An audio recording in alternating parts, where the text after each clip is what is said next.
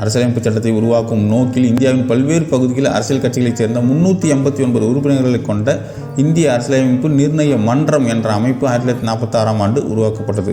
So அரசியலமைப்பு சட்டத்தை உருவாக்குறதுக்காக 389 உறுப்பினர்கள் கொண்ட இந்திய அரசமைப்பு நிர்ணய மன்றம் உருவாக்கப்பட்டது. உருவாக்கப்பட்ட ஆண்டு 1946. அதனுடைய தலைவர் யாருன்னா ராஜேந்திர பிரசாத், டாக்டர் ராஜேந்திர பிரசாத். 15 பெண் உறுப்பினர்கள் இந்த அமைப்பில் இடம்பெற்றிருந்தனர். ஸோ இந்த அமைப்பில் பார்த்தீங்கன்னா 15 பெண் உறுப்பினர்கள் இருந்தாங்க. 7 பேர் கொண்ட அரசியலமைப்பு சட்ட வரைவு குழு உருவாக்கப்பட்டு அதன் தலைவராக அம்பேத்கர் தேர்ந்தெடுக்கப்பட்டார்.